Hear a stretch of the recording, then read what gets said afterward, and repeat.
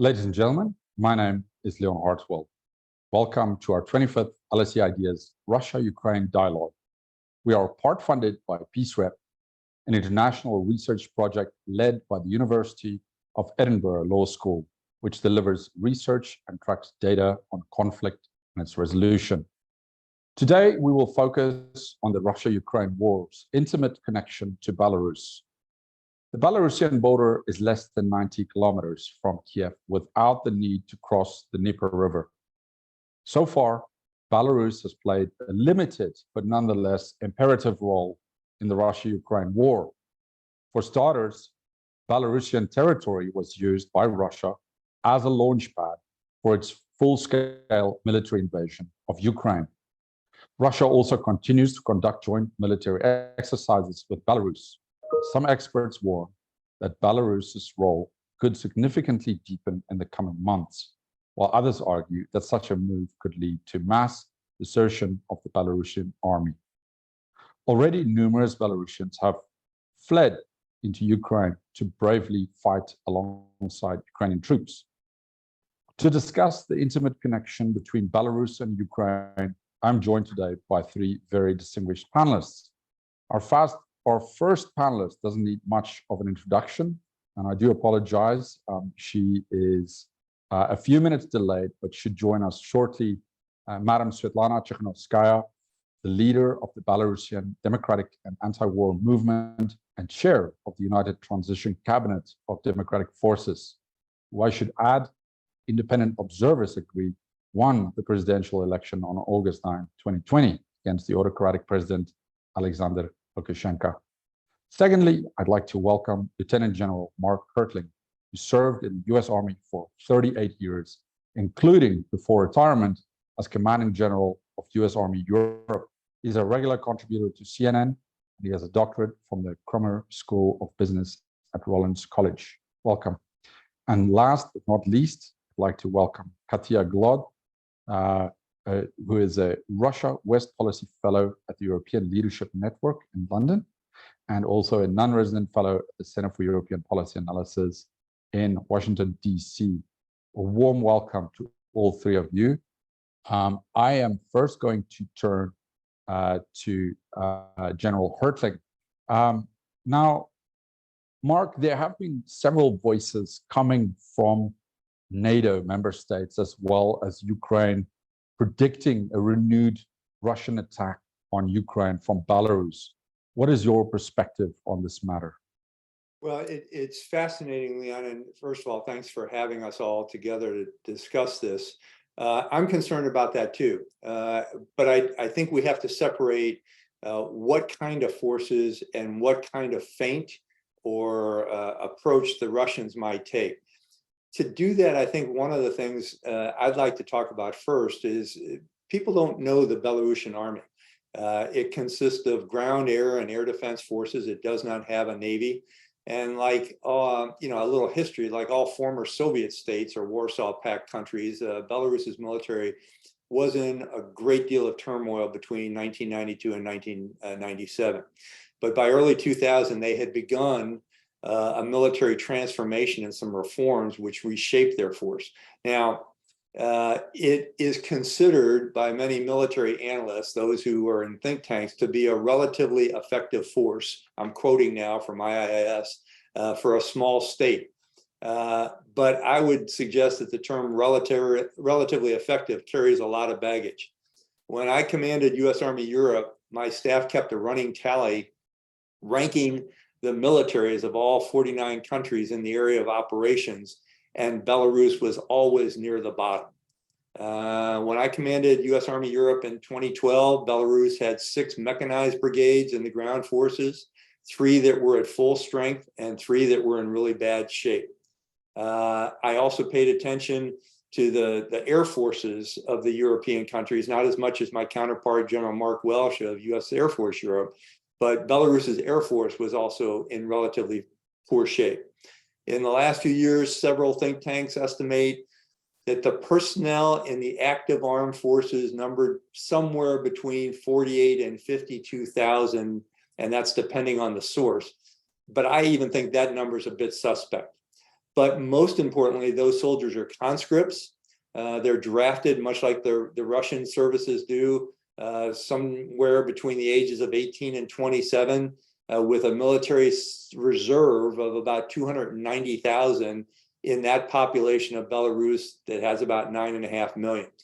Conscription for this force is 18 months, much like the Russian force.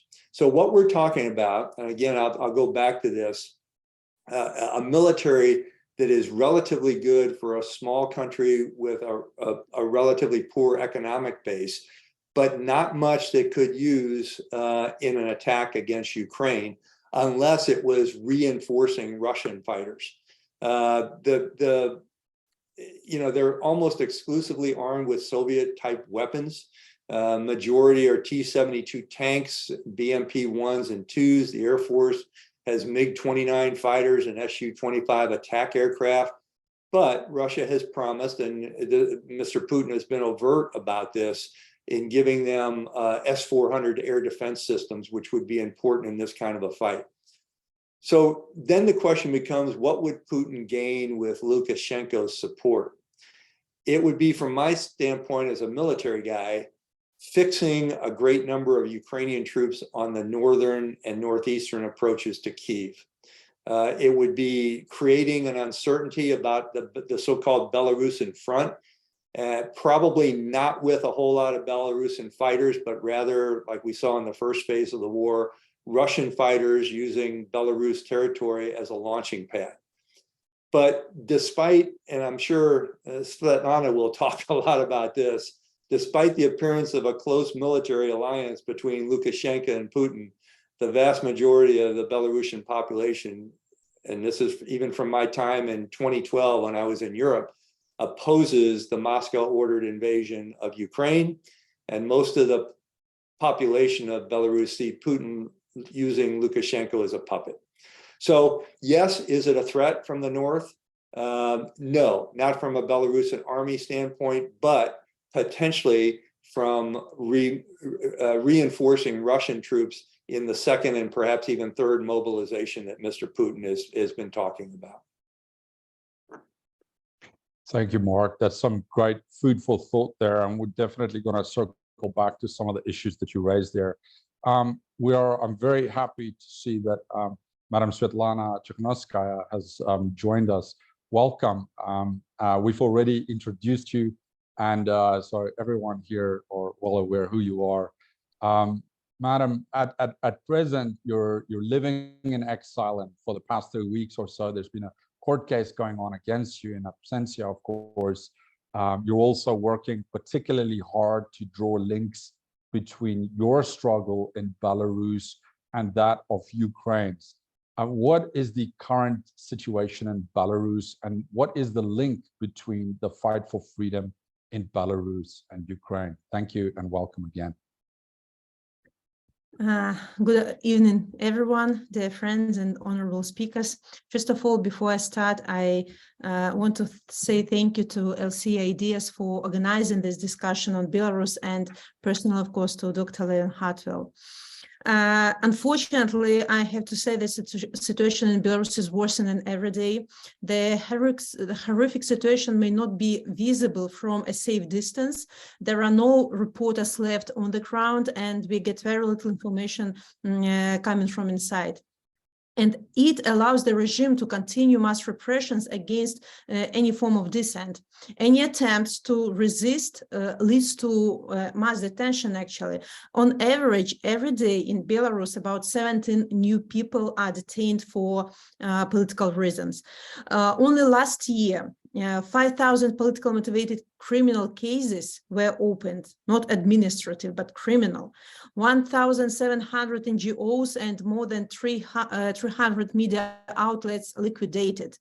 The regime's courts sentenced people to 5, 10, 15 years in prison for simply criticizing the actions of the regime.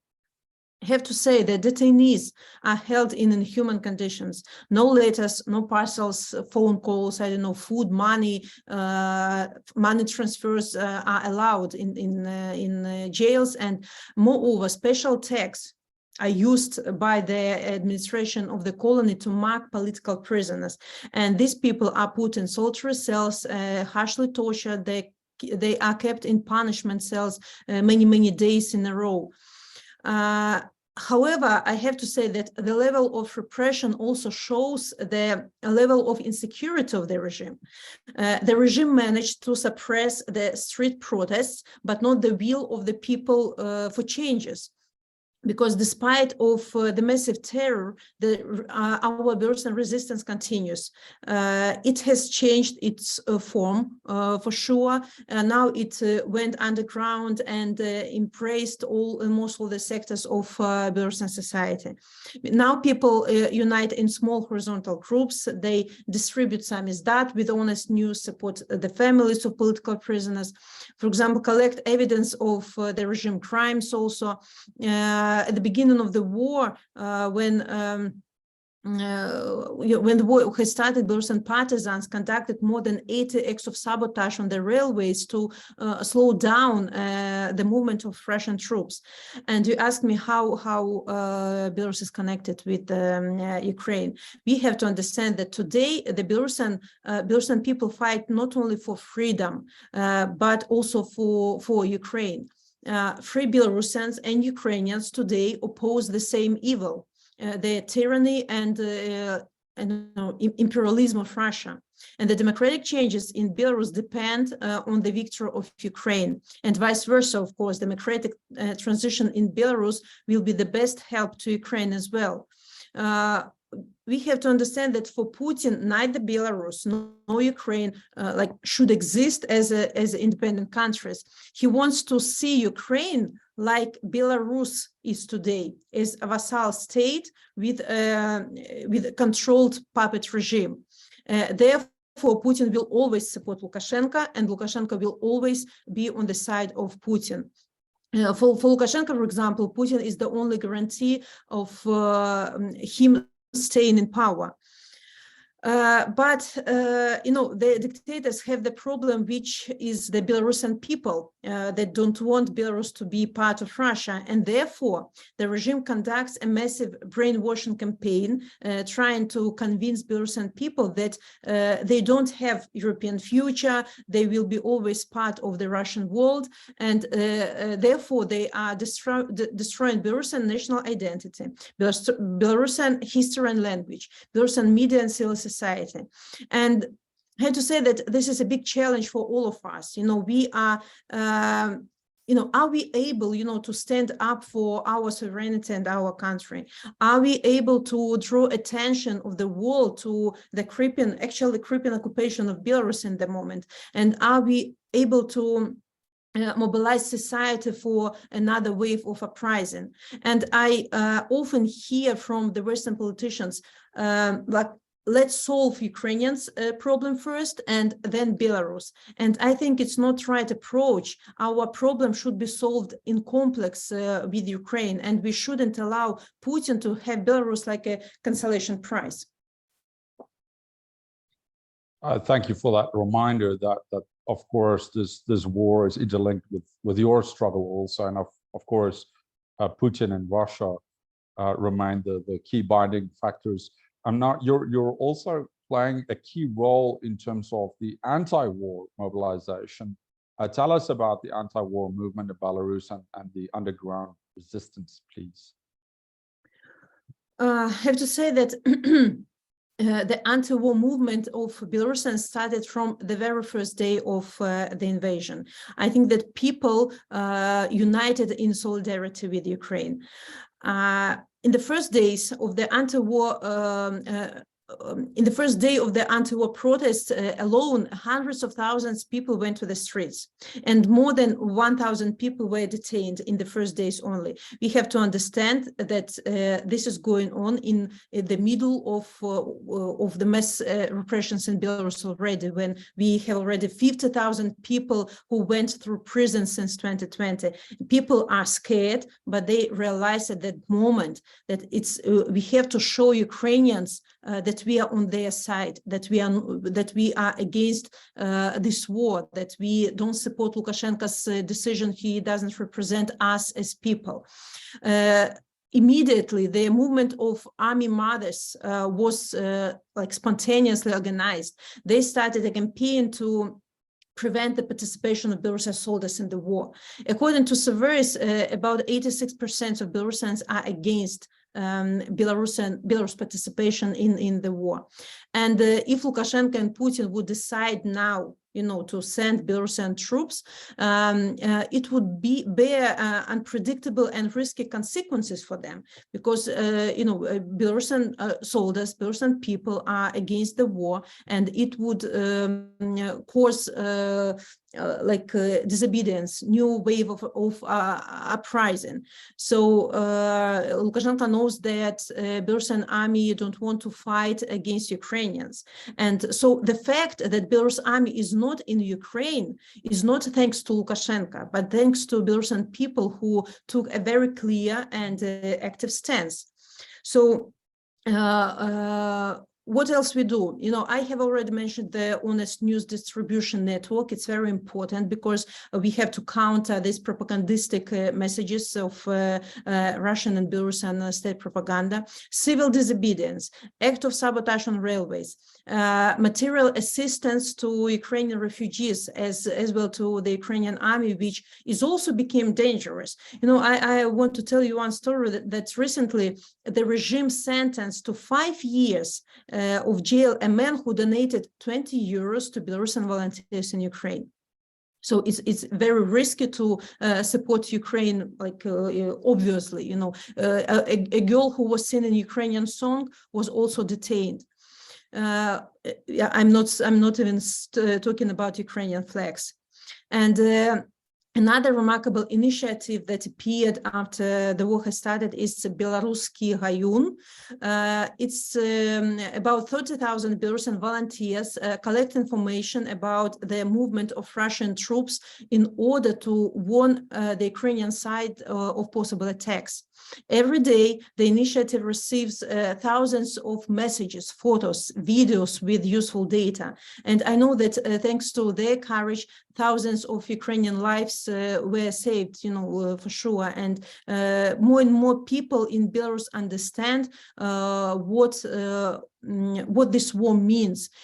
Even if Belarusian people don't feel the war in Belarus, because they don't feel it actually, they are watching Ukrainian news, and our task also to spread in Belarus all those awful pictures, videos from ruined cities of Ukraine for Belarusian people in the most far cities and villages to see what's going on in the neighboring country. Thank you, and for that reminder also, about the major risks that Belarusians face, if they show any form of support for Ukraine. And talking about risks, Belarusians are increasingly flocking to Ukraine to fight against Russia. What can you tell us about Katia Glod battalion? Who are these volunteers, and how do you think will Belarusians fighting in Ukraine ultimately impact on developments back in Belarus? So first of all, I have to say that there are several Belarusian battalions who fight alongside Ukrainian army. Kalinowski battalion is the most famous one. I think this battalion was the first one that has been organized. There are hundreds of Belarusians who joined the Ukrainian army as soldiers, and they are on the front lines of the harshest battles. And Ukrainian officers say that Belarusians are very brave and they never surrender. And at least 18 our fighters have already sacrificed their lives. Eduard Lobov recently died in the battles near Ugledar. And before joining Ukrainian forces, he was a political prisoner in Belarus and spent 4 years in jail. Of course, all our Belarusians are our heroes, and their strategy is, their death is a strategy for Belarusian people.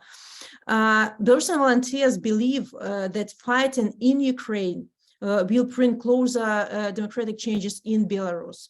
And those volunteers also scare Lukashenko. We often hear Lukashenko speaking about those people. I think that Belarusian soldiers in Belarus also don't want to fight against compatriots, from the other side. And the very existence of Belarusian battalions within the Ukrainian army is also an important message to Ukrainian society that Lukashenko's regime is not equal to the Belarusian people. And there is also ongoing work on creating a new military unit for Belarusian volunteers, which will be created with the support of the United Transitional Cabinet and personally the National Security Representative Valery Sakhashik. Honest Belarusian officers who defected the regime will join this regiment. So I believe that one day Belarusian volunteers who fight for Ukraine now will become the basis of the army of a free Belarus, an army that will really protect the interests of Belarusian people, but not serve the dictator. Thank you. And I don't know, on a side note, if you have any numbers for us there by any chance, but let me ask you a final question also. I know you have to drop off this call, unfortunately, but under current conditions, what is the future of Belarus, and what is your main message to Western leaders? I see Belarus now being on historical crossroads. There are two possibilities of the future for our country. One direction is Belarus is behind an iron curtain and under international isolation, where Belarus is not independent either economically or politically, and look like a Russian province. It would be a constant source of instability and threat, to our neighboring countries. And of course, neither we nor Europe as a whole need such a future for Belarus. This is a nightmare for Belarusians, and therefore we are making all the efforts to prevent such possibility. On the other hand, we have the possibility of a completely different future. Belarus is a sustainable democracy which has absorbed the best practices of other democratic states. A country with a developed economy, with a strong information and technology sector, for example. I think that Belarusian business that have relocated to Europe already show the potential, and they're paying the huge taxes to our neighboring countries. But I'm sure that they will relocate when time comes. In this future, in this future of new democratic Belarus, Belarus would become part of European family where human rights are respected and people live freely. This future is possible only when Lukashenko's dictatorship is fully dismantled. And Europe must keep its doors open for Belarus. So Belarusians feel that they are expected in Europe, because Lukashenko every day repeats that nobody is waiting for you there. Nobody needs you. They are our enemies. And honestly speaking, in 2020, when our revolution has started, it wasn't geopolitical at all. People didn't ask questions to themselves, where should we go closer to European Union or stay with Russia? It was absolutely our internal issue. But of course, people knew that we would like to be closer to Europe because of the level of life, because of new opportunities, but nobody think about it maybe very deep. But after 2022, it became clear what Belarusians really want and where they belong. And I'm really still optimistic about our future. No dictatorship lasts forever, especially when it's not fueled by popular support, and neither Lukashenko nor Kremlin has such support in Belarus. And we are already preparing for the future. We have drafted the constitution for new Belarus and the projects of major reforms. And I'm sure that when the moment comes, we'll be able to quickly transit to democracy. We are prepared for this. But of course, we need attention. Of course, we don't want the world to overlook us in this critical period of our history. as I already said, that Belarus can play a key role in Ukrainians' victory as well. You know, we saw how in 2020 protests in Belarus also sparked protests in Russia. You know, therefore, I always repeat that Free Belarus will be the strongest sanction against Kremlin. So we need more from democratic society, from our political allies. We need more support for the movement, for free media, for civil society, and for political actors. Unfortunately, we don't possess enough resources to help all those who continue fighting and those who are repressed. So this aid is crucial now, you know, to give people this energy, you know, to continue this fight. We also need to form an international coalition of countries for democratic Belarus. We see many efforts of assistance, of political pressure, but I think that these efforts are not systematic, maybe. The West lacks of, you know, any coordinated strategy on Belarus at the moment, and it must change. The West shows that it can. The West shows that it can take strong steps in the case of Ukraine, for example, and we need strong steps in Belarus too. We also need to establish cooperation between the Western government and the United Transitional Cabinet, which was created to represent Belarus people until new free and fair elections. So we repeat about consistency all the time. Stay consistent towards Belarus, keep this two-sided approach, pressure on the regime and support to people. We are not asking to do everything instead of us, but help us to be more effective. Help us not to be exhausted before Lukashenko's regime is exhausted. So this is what we are asking for. Thank you. Yeah, thank you. I think those are all great points, and of course we keep on trying to bring Belarus back into the agenda. We'll do our part.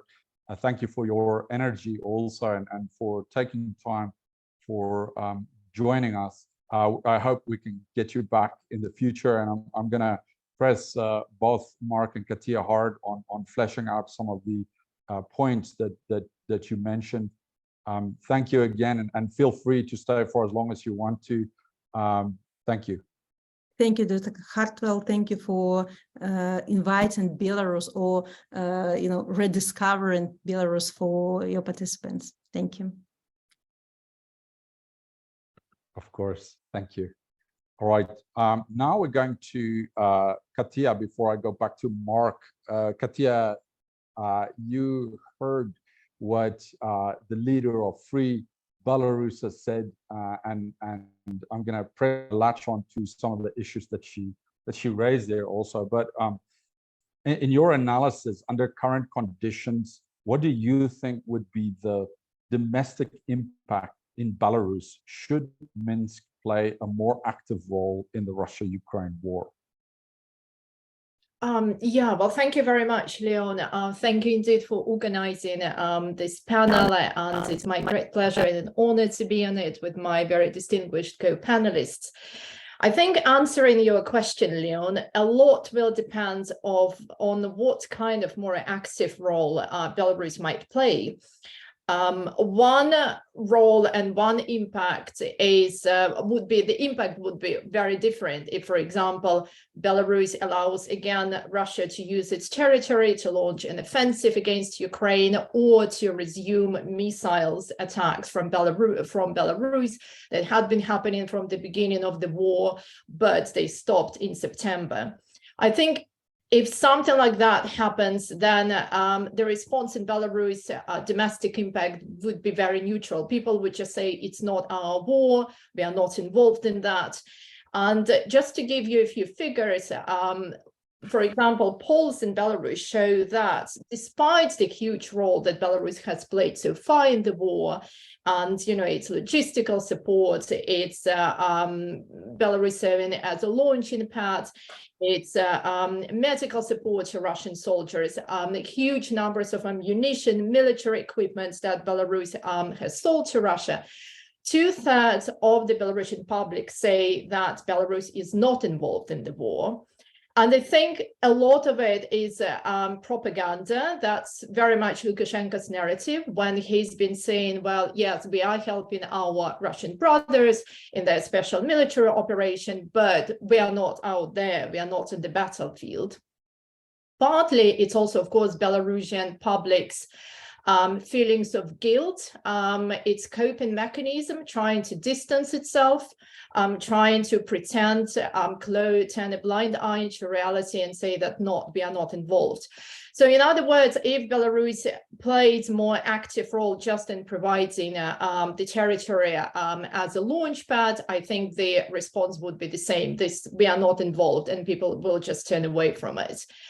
However, if Belarusian troops cross the border with Ukraine, I think we would see very different domestic impacts. And again, if we look at the public polls figures, we see that between 80 to 97% of the Belarusian public against Belarusian troops joining the war. And we have seen that from the very beginning of the war, and it has been very consolidated position of Belarusian public opinion. And I don't think, therefore, it would change. So in case Belarusian troops actually cross the border in a very open manner, I think, well, Lukashenko's support will definitely sink further down. Unlike Putin's support, even his current support is quite low. It's about 30%, but I think it would further shrink down to 25, 20, 15, it's hard to guess. I think we might see some protest, maybe not large scale, but I would not rule out large scale protest as well, but certainly small scale protests are quite likely, especially if they are called upon and supported by the Belarusian opposition. And then the situation might be very unpredictable. I would not like to draw too much historical parallels, but nonetheless, we do remember that when during the Afghan war, when coffins started arriving in Moscow and other Russian cities, that actually very much undermines public support for the Soviet Union. But having said that, I would like to also say that we might see Belarus involvement in a more covert ways. And if anything, I would argue that probably, if Putin were to twist Lukashenko's arms into sending Belarusian troops, I think Lukashenko might try to do it in more covert ways. What do I mean by that? Well, just to give you two examples. One, Lukashenko might say that, look, this is a provocation. We are actually responding to Ukrainian aggression. We have seen him doing that already last autumn. Indeed, Sviatlana said that he might be, to some extent, scared of the Belarusian volunteers fighting in Ukraine, but a lot of it might be sold to public opinion in Belarus as, as a pretext to join the war, or indeed it might be something that Russia would like to stage to engage Belarus more into the war. And I think if Lukashenko sold it to the public as a response to protect itself, I think, again, we would see perhaps, a sizable, minority, let's say 1/3 of people who would agree to that. Another covert way, another example might be that Belarusian soldiers could be paid by Russia to participate in Russian troops. Or, for example, the Belarusian opposition, particularly Tsikhanouskaya, Sviatlana mentioned, Mr. Zahashtik, who is her representative on defense now, who has good links with the Belarusian army still. He's been saying that there might be something like an equivalent of Wagner Group being set up in Belarus. And again, if we see something like that, if Lukashenko is doing it in a very covert way, trying to set up another mercenary group, I think it will go unnoticed. And if Belarusian soldiers are being paid to go to the war, I think, again, the response would be very, very neutral. So we will see different scenarios depending on how much more I think Belarus would get involved into the war. Thank you. That's a great analysis there. Let's turn back to Mark. And let's talk a little bit in terms of hypothetical. So hypothetically, should Belarus make a full-on commitment to join the war on the side of Russia? what scenarios do you foresee on the battleground? I'm sorry, Leon, you cut off. Can you say the last part of that sentence? What would be the what on the battlefield? I'm sorry, my connection is not so good today. I'm asking, should Belarus make a full-on commitment to join the war on the side of Russia? What scenarios do you foresee on the battleground? Yeah, I see a few scenarios. First of all, it is the incorporation of newly mobilized Russian forces within Belarusian units. That would be interesting because I think the equipment and the leadership of Belarus is not as good as it should be. As I mentioned before, when I was in U.S. Army Europe, we rank ordered countries in terms of their capability. And that wasn't just the amount of equipment, but it was their training, their conduct of exercises, their leadership, their materiel, and the support. Belarus has always used the Russian model of echelonment in terms of support. They do not have a professional sergeants corps, NCOs. Their senior leaders are not as well trained in major combat operations. They have smaller units. So what I guess I'm trying to say in all that, first of all, there aren't that many Belarusian brigades that could be put in place in an attack scenario. As I mentioned, they're estimated between 6 and 7 that could be reinforced by Russian newly mobilized soldiers. But then you have to take into account you're then cross-fertilizing different cultures. A Belarusian army unit with Russian soldiers inside of vehicles, that causes problems all of its own. If Russia was able to send newer and more modernized equipment to Belarus to cross a border, then what we're talking about there is the inability to use some of that equipment because they haven't been trained on it. I think we're seeing some of that right now with the exercises going on inside of Belarus and more of the mobilized soldiers being shipped there from Russia. So it's a combination of A, Belarus on its own, B, Belarus reinforced with Russian soldiers, or C, Russia just using Belarusian territory as a jump-off point like we've seen before. In each of those scenarios, you're talking about literally untrained forces with extremely poor leadership. And in the case when, as both Nadia and Sviatlana said, it also has a problem with just incorporating two different armies where one government is not supported by the army that they fielded. I get one of the other things, if I could, Leon, it's fascinating as we watch and as I've seen different armies throughout Europe, they're not all interchangeable. The capability of each of those forces is either very good, mediocre, or very poor. What I saw early on in this campaign was a very bad Russian military that started on the 24th of February because I had seen them on the training ground and in exercises versus a Ukrainian army that had been transformed due to relationship with Western partners. And we're seeing the results of that on a daily basis. The same would be true of Belarus entering a conflict with a relatively untrained force and with very poor leadership and bad supply and logistics. Yeah, and they've been doing military exercises with Russia, of course. So, and Russia's been downgraded. But every military, of course, as you also pointed out, is also like a living organism. It can move in different directions. So that's yet to be seen. Katia, while we're talking about hypotheticals here, also, what do you think, from a political perspective, what would happen to Belarus should Ukraine win this war? And what do you think will happen should Russia win? Can you provide us with a few scenarios?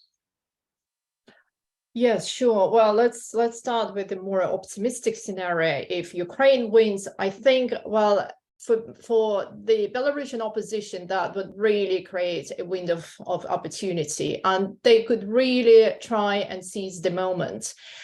They could build on it if they were to mobilize themselves, provide a good vision, democracy, integration into Europe, respect for human rights, the rule of law, and the concrete plan how to get there. Also a plan of very concrete reforms in healthcare that Belarusian public is interested, education, economic reforms, and provide some guarantees of the Western governments that they're happy to support the opposition. I think there is very good chance that the Belarusian opposition would be able to mobilize public opinion and, more importantly, create friction and support within the regime in Belarus. And by the regime, I mean not just Lukashenko's entourage, but much wider. We know that state apparatus in Belarus is very large.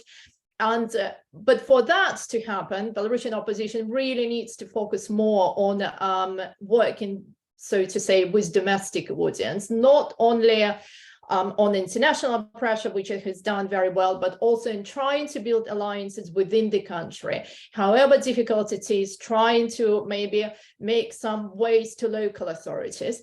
If that happens, I think if Ukraine wins, I think also a very important change within inside Belarus would be that, of course, Lukashenko would automatically be weakened, and public officials will stop looking at Russia, because what we have seen so far, and particularly one of the main reasons why the protests in 2020 failed to achieve regime change, was that for years, for decades, over particularly the last 30 years, 27 years, Lukashenko has been in power. Belarusian officials have always looked at Moscow. And once Putin said that, yes, I will stand by you, here are my Russian Guard police forces by the Belarusian border, if you need support, I'll send them. This is, I think, when the tipping moment happens, when the Belarusian officials thought, no, Putin's got control, he's going to help Lukashenko. So that's going to change if Ukraine wins, and the opposition has very good chance to capitalize on that and indeed try and build that great new Belarus that Sviatlana has been so enthusiastically talking about here. If, of course, Russia wins, I think we are in a very depressing scenario. It would be very depressing for the Belarusian opposition. I think it will be very depressing for Belarusian society.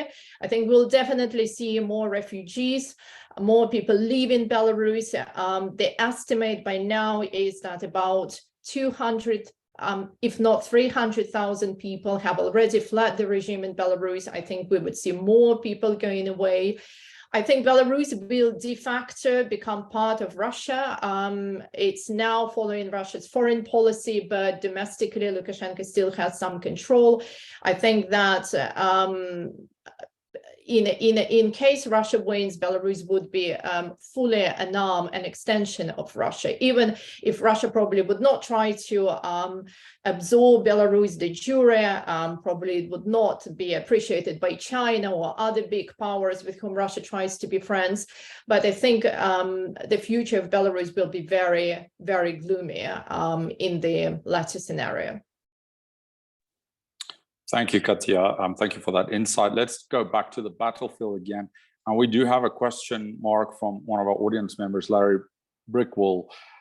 He's mentioning that in your posts and articles, you talked about how the US helped to reform the Ukrainian army, removing the old Soviet style and replacing it with a more effective NATO style of command. Did you also do any exercises in the past with Belarus? And if not, would you say their military is stuck in the old Ukraine style of command structure? And then to latch on to that question, while we're talking about military exercises, according to the Kremlin, more than 9,000 Russian troops, 170 tanks, and 200 armored vehicles joined military exercises in Belarus in October 2022. And over the past few weeks, we also witnessed a number of joint air exercises between Russia and Belarus. Now, some analysts have suggested that those joint military exercises are meant to distract Ukrainian attention from the front lines in the east and the south in the country. And you also alluded something along those lines earlier. How do you think, though, can you expand on your views on how you think those exercises impact on the Russia-Ukraine war? Thank you, Mark. I do. The first question from Larry Breakwell, it's a very good question. No, we did not train with the Belarusian army. And in fact, the armies that we primarily trained with were those that were either part of the International Security Assistance Forces and had volunteered troops to act in Afghanistan alongside the US and other NATO partners. And Ukraine was one of those forces. The Polish Ukrainian unit, German Polish Ukrainian unit in Afghanistan was highly effective in terms of a combat force. But starting in about 2008, 2009, we were actively training non-commissioned officers for a new NCO Corps for Ukraine, but also incorporating them into multinational exercises. There was an exercise by the name of Rapid Trident that we started with Ukraine that had 16 NATO and non-NATO members, some of which took place at the Yavoriv training area in Ukraine. And in discussions with my counterpart in Ukraine, Colonel General Vorobyov, Hennadai Vorobyov, he asked for support in terms of transforming his army into a more Western force. We did not get those same kinds of questions from Belarus. There was never an outreach in terms of combined partnership or partnership exercises. The Belarusian army did participate in Joint Task Force Horn of Africa as part of the global war on terror, but it was a very small special operations force that volunteered for that. So there was no training by Western forces of the Belarusian command.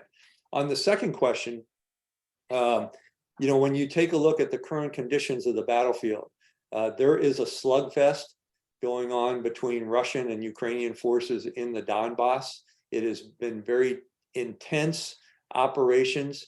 I think we'll see more of that throughout the early winter months and into the spring.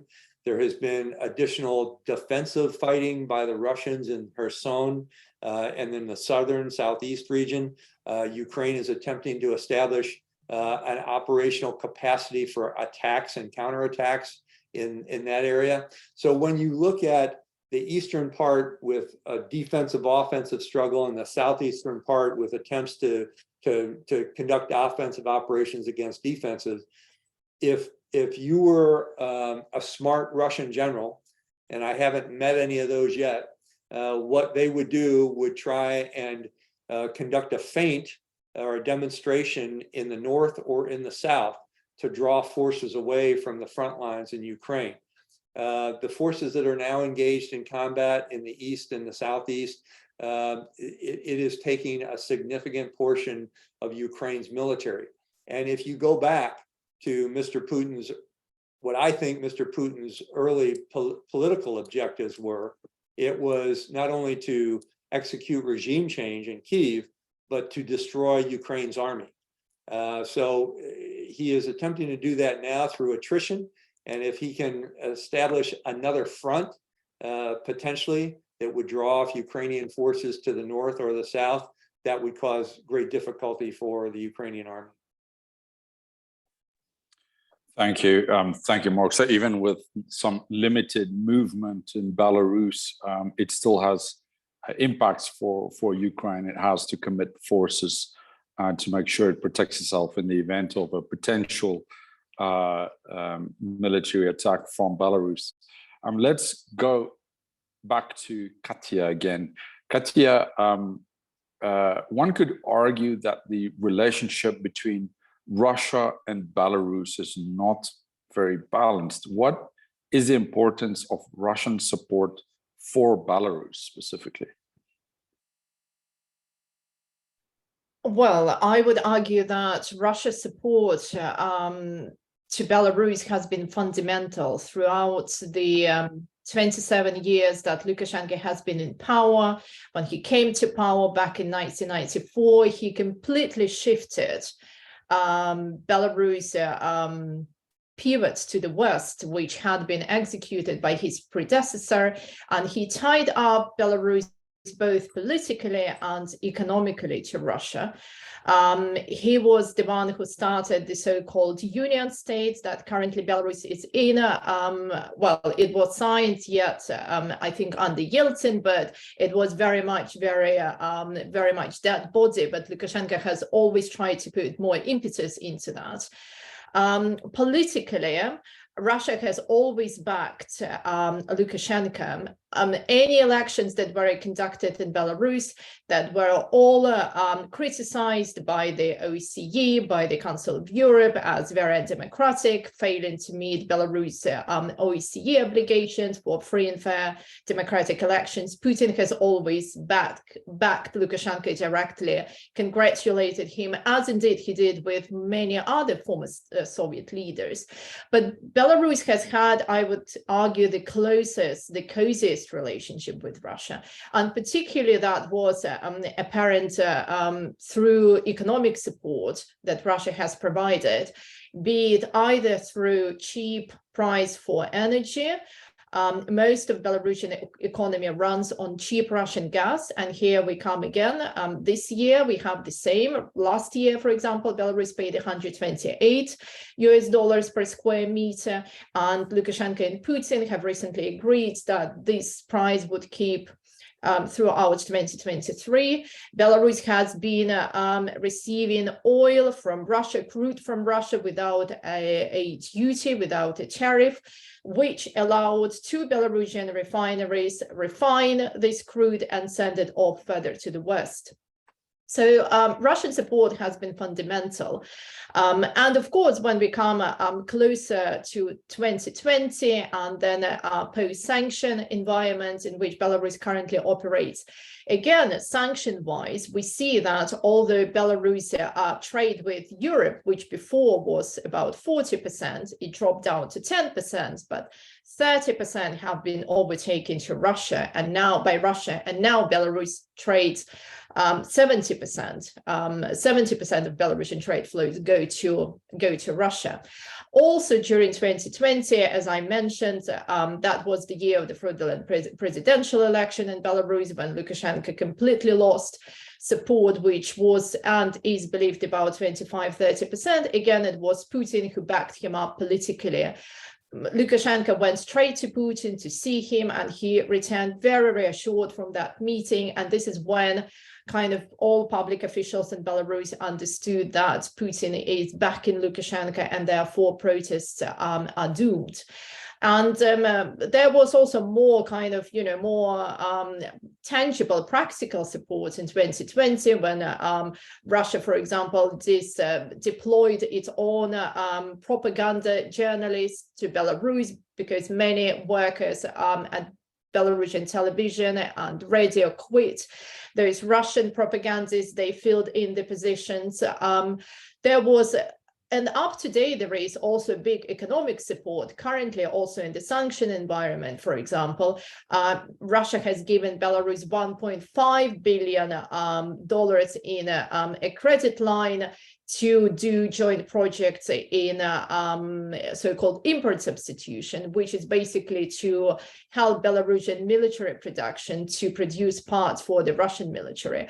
So support has been both political and economic, and without this Russian support, particularly I would argue economic support, I think the regime in Belarus would have crumbled, but also political support. I think now the consensus opinion among Belarusian experts is that had protesters and protests been winning in 2020, that Putin would have very likely sent in his troops to quell those protests, and Belarus would probably still would have ended up being under Russia's control. So political support was also quite big.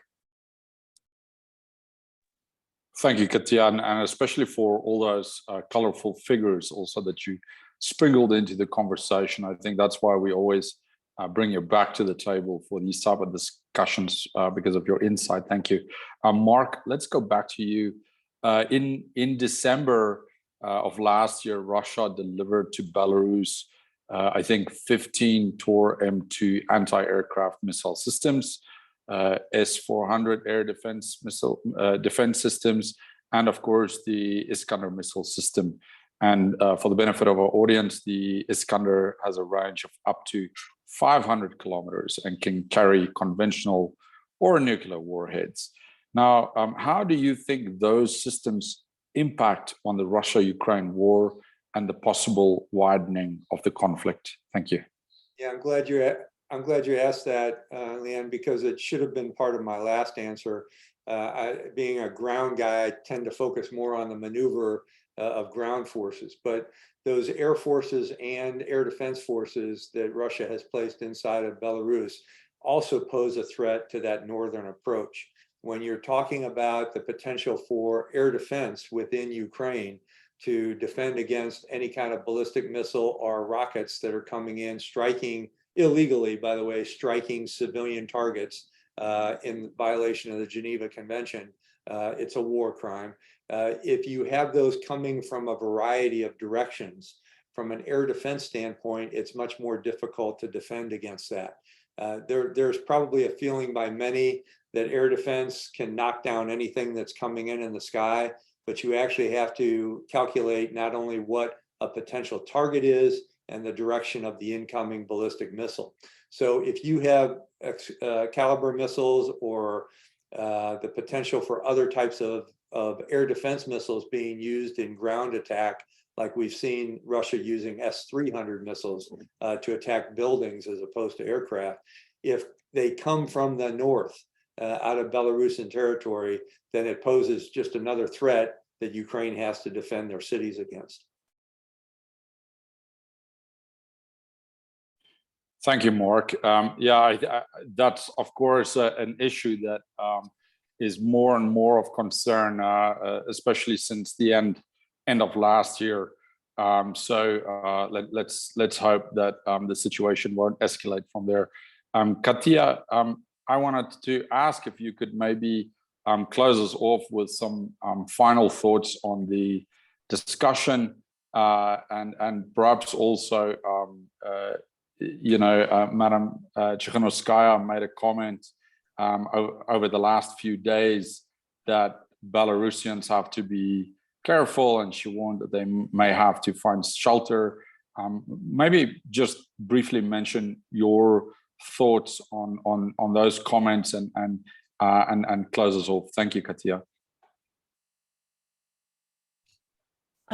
Yes, yeah, thank you, Leon. Well, I would definitely like to reinforce what Sviatlana was saying about how difficult it is for Belarusian society, Belarusian public. It is to fight in a way this double oppression. In one way, it's trying to fight the regime of Alyaksandr Lukashenka, and indeed we are seeing extreme level of repression, literally. And I follow the news and the fact we literally have several dozen people being arrested weekly, not just in Minsk, in the capital, but in the regions and the small towns. The authorities are very methodical, very clever. They use very sophisticated technology. Whether they acquire it from the Chinese or from someone else, we don't know, but they can recognize even people trying to chat anonymously, discussing politics, and they arrest them. And that obviously creates very pessimistic outlook within Belarus. And at the same time, as I said, the public in Belarus is very united in their view that Belarusian soldiers should not participate in the war, B, that this is not our war. And again, there is the majority of the people, if not 80–90%, which I mentioned before, but about 60% are on the side of the Ukraine. Belarusian public does not have these imperialistic ambitions. It does not, even people within the regime, they don't understand why Belarus needs to be involved in the war. It does not want to conquer any new lands or installing its own world order on another nation. And I would like to bring something as my last remark, to build something on what Mark was saying. which I found quite striking, that we're actually seeing some attitude within the Belarusian army, kind of profound change and questioning of what the role of the army is in view of this aggression. A lot of it has to do with how badly Russia has performed.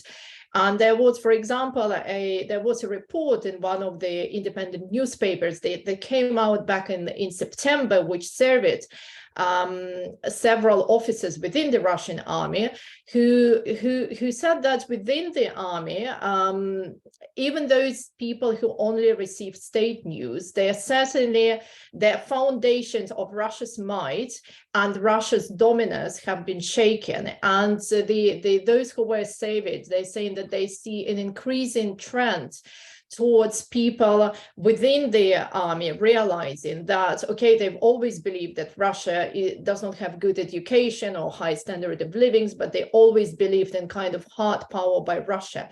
Now that is being completely crumbled and destroyed. And as such, there is also questioning of the Belarusian army as such, and the role that the government, the regime is trying to present versus what it is in reality. And I think we'll see more of that. And also people within the regime of Lukashenko are really questioning on which side it wants to be. So I think we're seeing some fundamental changes even beginning to emerge within the Belarusian army and within the Belarusian regime. Thank you, Katia. Yes, of course, the battlefield is determining a lot of the behavior that we're seeing in Belarus and some of the neighboring countries. It's a big determinant, of course. Mark, I don't know if you have any final thoughts or any thoughts on what we should be thinking about and pay attention to in the coming months with the eye on Belarus and this war, maybe in just 30 seconds or so. Thank you, Mark. Yeah, I just reinforce what Katia just said. It's a critically important point that the Russian bear, the very large and forceful Russian bear, has been destroyed in terms of not only how they have conducted this war, they have become a pariah on the world stage, but from a military perspective, they have been seen for what they are. It's a very untrained force with very poor leaders, a complete degradation from what the Russian military used to be during the early days of the Cold War. So I think it's fascinating that Katia brings that up, that Belarusian soldiers are seeing the same thing, because having spent 38 years in the military, you can't fool an 18-year-old soldier. They know what's going on and they know what they're being asked to do when someone puts them on the front line and says potentially lose your life. If they don't have good leaders or good equipment or good doctrine or good partners, they are not going to fight for their country. Thank you, Mark. Thanks for those closing remarks also to both of you. And that brings us, of course, to the end of our Russia-Ukraine dialogue. I'd like to thank all three of our panelists, Mark, Sviatlana, of course, and Katia, for your wonderful insights on how Belarus, of course, is intimately connected to this war. To our audience, thank you also for tuning in. We'll be back in 2 weeks for another Russia-Ukraine dialogue to focus on Ukraine 1 year on since the February escalation, and to flesh out some of Kiev's needs in the coming months. Thank you, everyone, and goodbye.